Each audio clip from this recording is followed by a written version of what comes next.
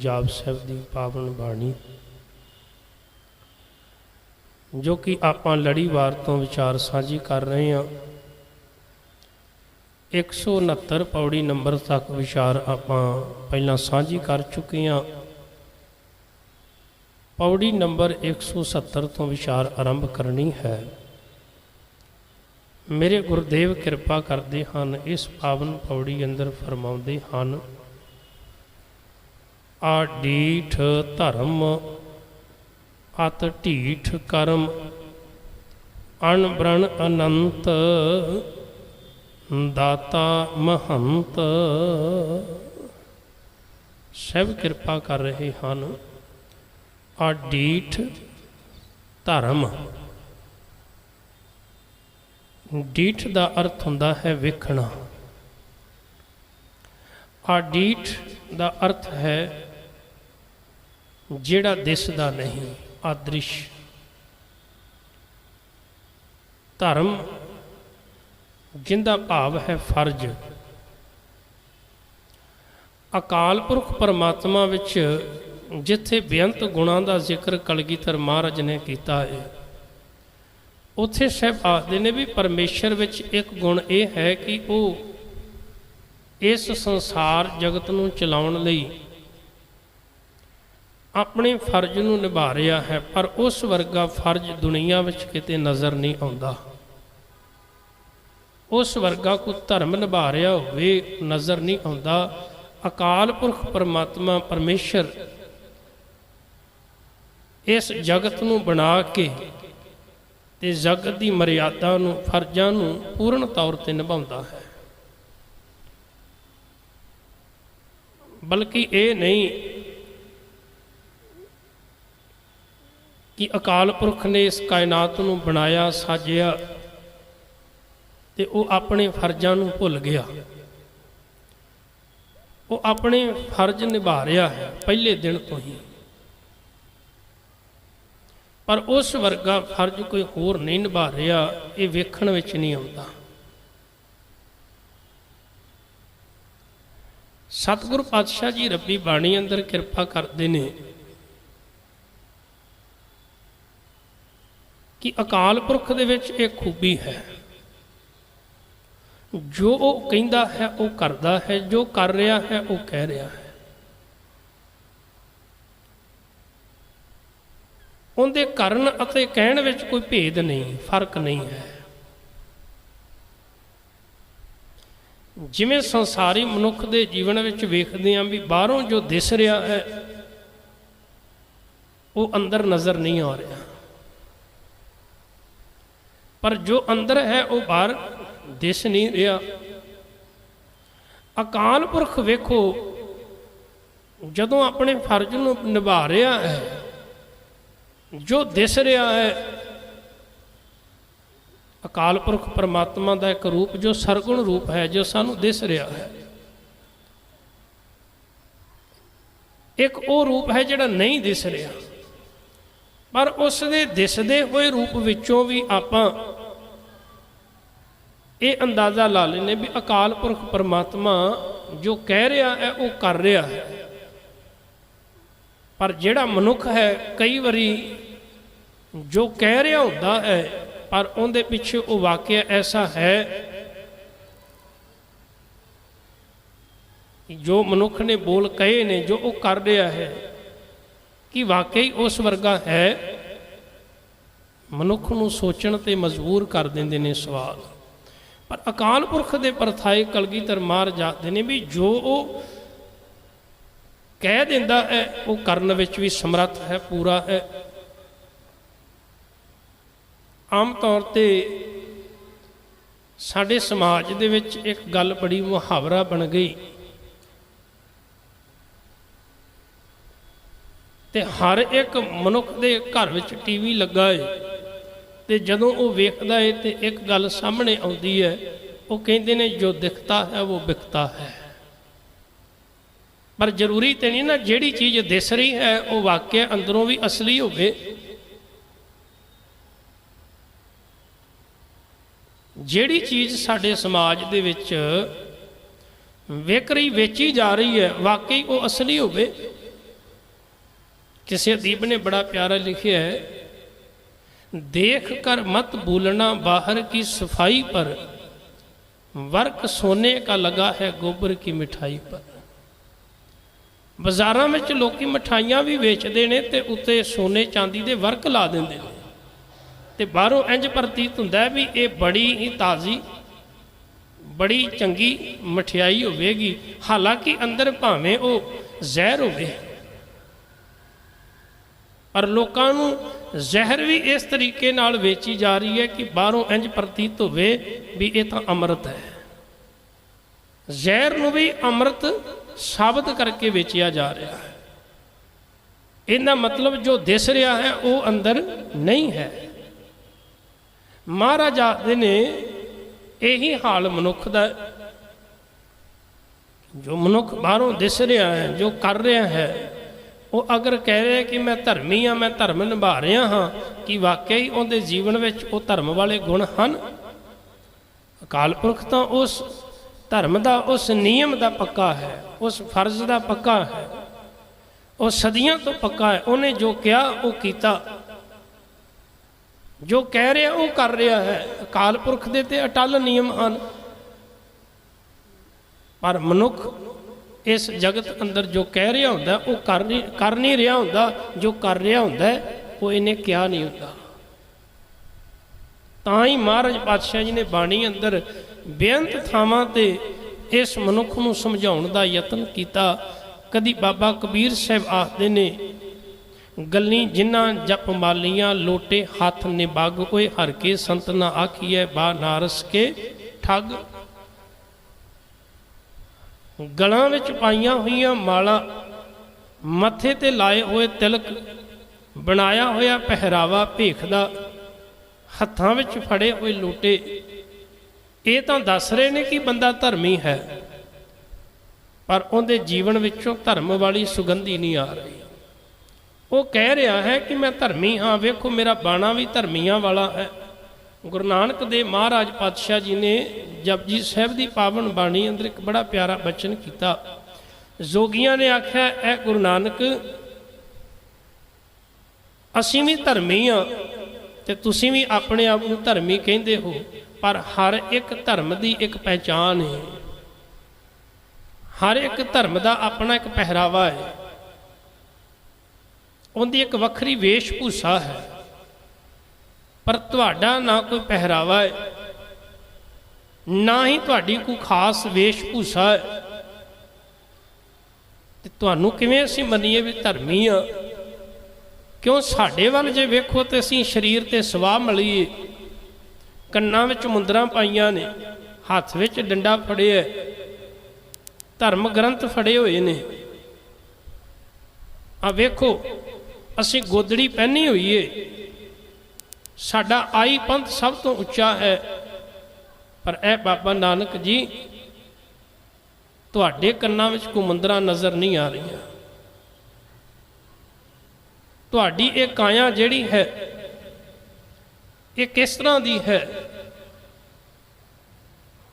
ना तुसी गोदड़ी पहनी, ना तुसी हत्थ विच कोई करमंडल फड़िया, ना तुसी कोई माला फड़ी है। हालांकि साडे समाज के अंदर बहुत सारिया तस्वीरां इहो जिहियां बना दित्तियां कि गुरु नानक साहब पातशाह जी सिर्फ माला ही फेरते रहे हैं। जे असल तस्वीर वेखनी है बाबे नानक दी, वो नहीं विखाई कि बाबे नानक ने जिहड़ी पैदल यात्रा की होवेगी, दिन रात जिहड़ा सफ़र किया होवेगा, कदी मीह कदी झड़ी कदी झक्खड़, वो पैदल यात्रावां किवें समय का सामना किया होवेगा, उन्हां मुश्किलों का वो तस्वीर कदी साडे प्रचारकां ने भी नहीं विखाई। पैर दे कदी बाबे नानक दे छाले विखाए होणगे जिहड़े तुर के पैंदे आ, कदी वो भुख का समा विखाया होवेगा, कदी भोजन मिलिया होवेगा, कदी नहीं भी मिलिया होवेगा, कदी पानी मिलिया होवेगा, कदी नहीं मिलिया होवेगा।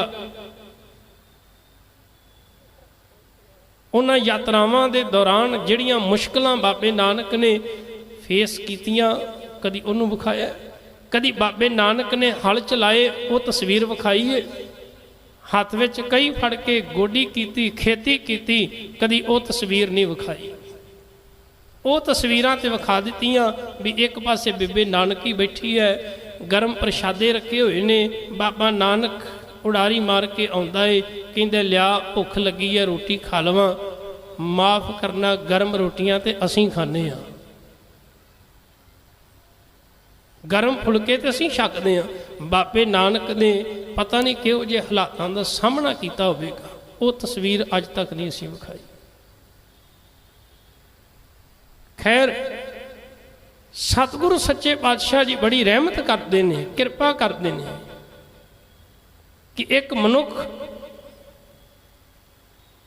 ਜਿੰਦਾ ਬਾਹਰ ਵਾਲਾ ਪਹਿਰਾਵਾ ਕੀ ਹੈ ਪਰ ਅੰਦਰ ਵਾਲਾ ਪਹਿਰਾਵਾ ਕੀ ਹੈ।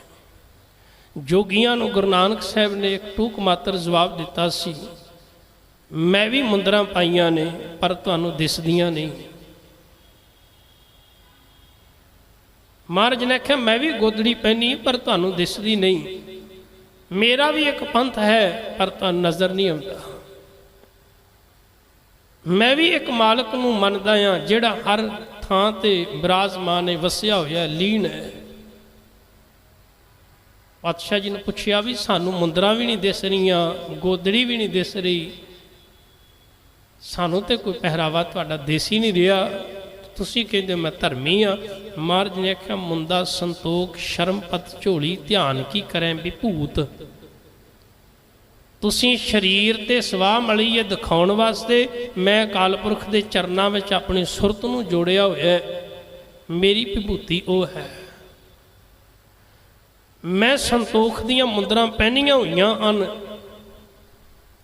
ਜਿਹੜੀਆਂ ਮੁੰਦਰਾਂ ਤੁਸੀਂ ਪਹਿਨੀਆਂ ਨੇ ਤੇ ਬਾਜ਼ਾਰਾਂ ਵਿੱਚੋਂ ਮਿਲ ਜਾਂਦੀਆਂ ਨੇ, ਪਰ ਸੰਤੋਖ ਦੀਆਂ ਮੁੰਦਰਾਂ ਬਾਜ਼ਾਰਾਂ ਵਿੱਚੋਂ ਨਹੀਂ ਮਿਲਦੀਆਂ, ਇਹ ਤਾਂ ਕਮਾਉਣੀਆਂ ਪੈਂਦੀਆਂ ਨੇ,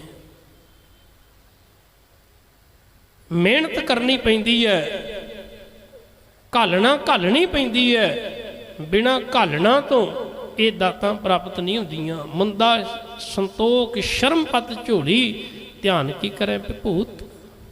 ਖਿੰਥਾ ਕਾਲ ਕੁਆਰੀ ਕਾਇਆ ਜੁਗਤ ਡੰਡਾ ਪ੍ਰਤੀਤ, ਆਈ ਪੰਥੀ ਸਗਲ ਜਮਾਤੀ ਮਨ ਜੀਤੈ ਜਗ ਜੀਤ।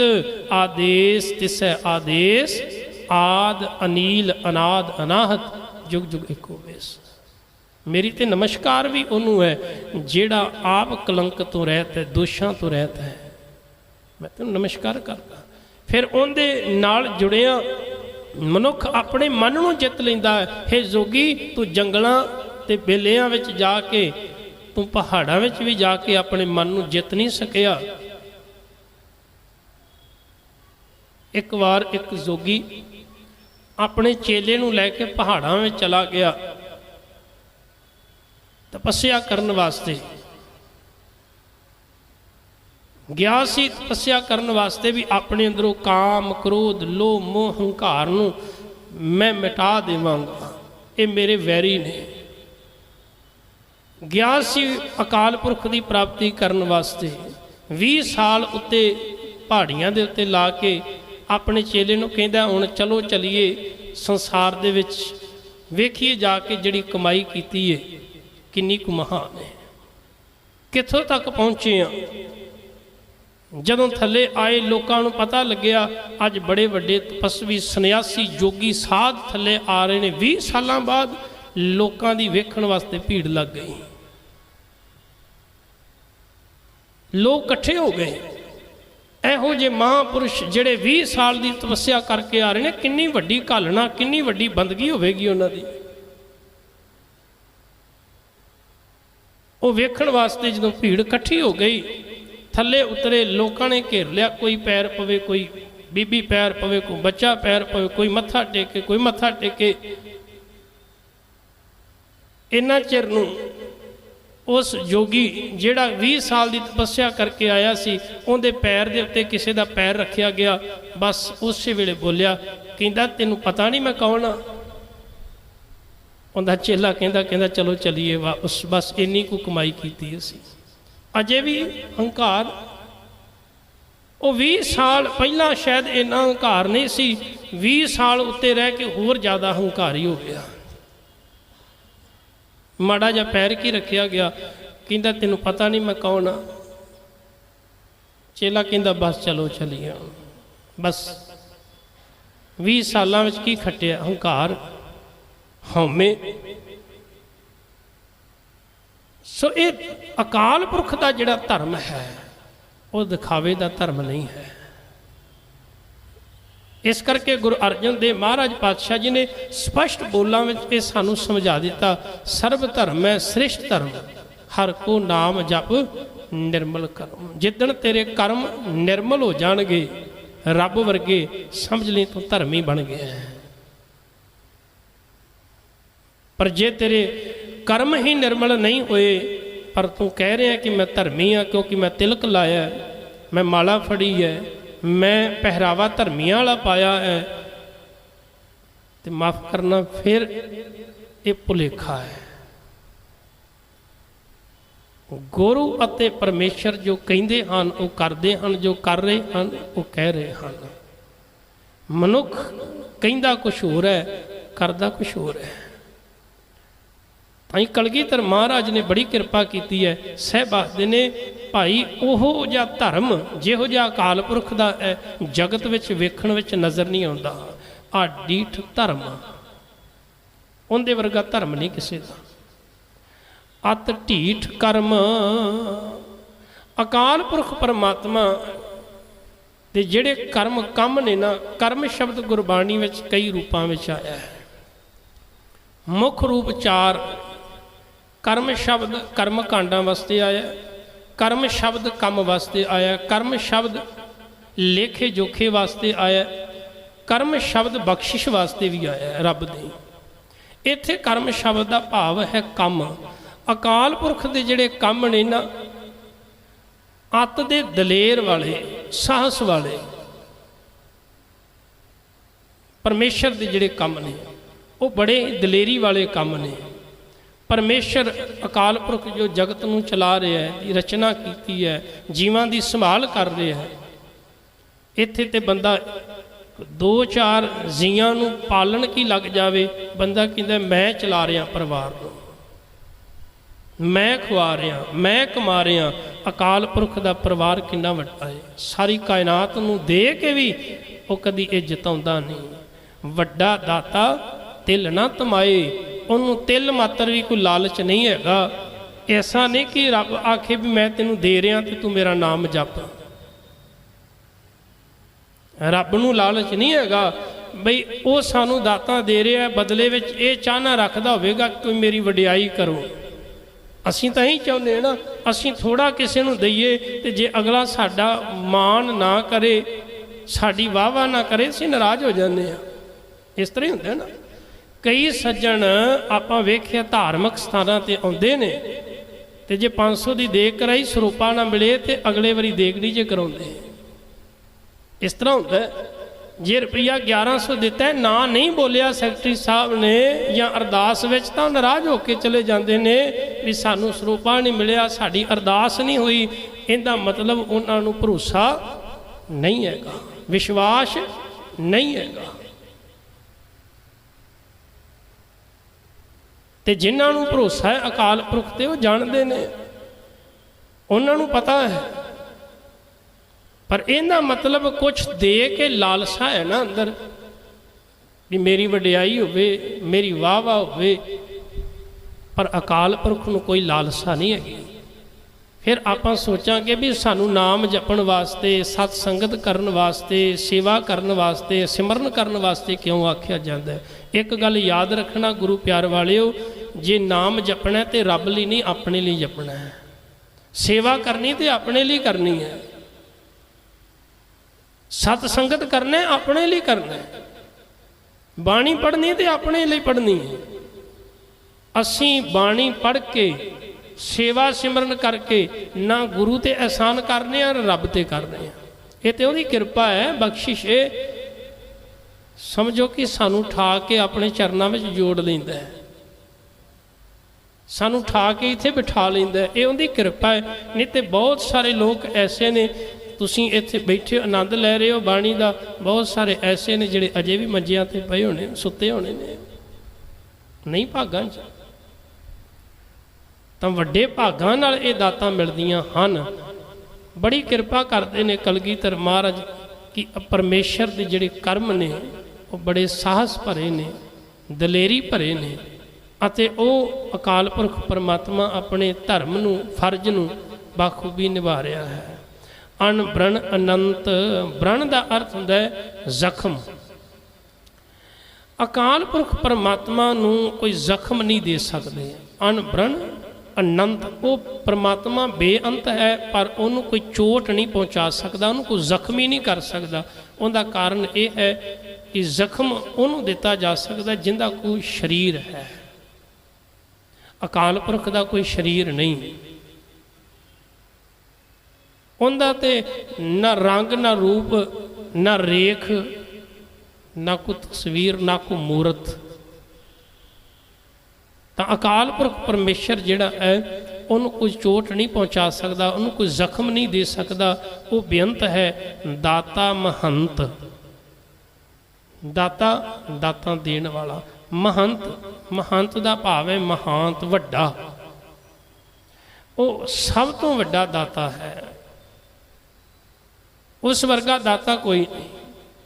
उनके परथाए तो महाराज ने बाणी में इतों तक बचन आखने, जगत भिखारी फिरता है सब को दाता राम। सारा जग ही उनके दर ते भिखारी है। वो केवल एको दाता है जिहड़ा सारिਆਂ ਨੂੰ दाता दे ही जाता है। फिर उनकी दाता मुक्कण विच नहीं आउंदियां। बेअंत दाता का मालक है। सो कलगीधर महाराज पातशाह जी ने अज दे इन्हां पावन बचना अंदर तत् भाव सानू ये समझाया है कि परमेश्वर के गुण ने कि वह अपने फर्जां नूं धर्म नूं बाखूबी निभाउंदा, जो कहता है वो करता है, उनका दिखावे वाला कोई धर्म नहीं है। दूसरा उनके काम जिहड़े ने, कारज जिहड़े हैं साहस भरे हैं, दलेरी वाले हैं। तीसरा परमात्मा नूं कोई चोट नहीं पहुँचा सकता, कोई जख्मी नहीं कर सकता। वो बेअंत है तो उहदियां दातां भी वड्डियां ने तो वह आप भी महान है। ऐसे मालक तो कुर्बान सदके जाइए, अरदास करिए सतगुरु कृपा करो अपने चरनां नाल सानूं जोड़ के रखो, तां जो असीं भी करनी अते कथनी दे हो के अपने जीवन नूं सफला कर सकीए। होइयां भुलां चुकां दी खिमा। वाहिगुरू जी का खालसा, वाहिगुरू जी की फतेह।